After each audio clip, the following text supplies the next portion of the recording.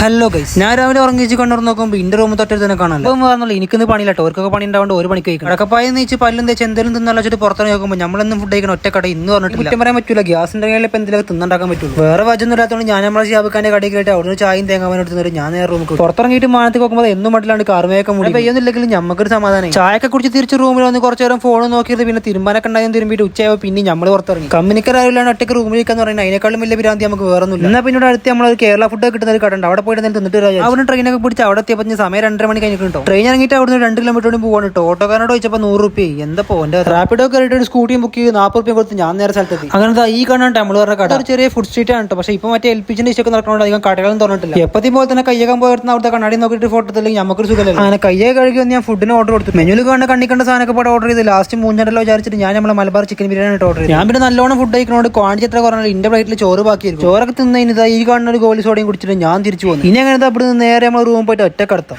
അപ്പൊ ഇന്നിപ്പോ പ്രത്യേകിച്ച് പരിപാടി ഒന്നും ഇല്ലാത്തതുകൊണ്ട് ഇന്നത്തെ വീഡിയോ ഇത്രേ ഉള്ളൂ. അപ്പോൾ ഓക്കെ, ബൈ.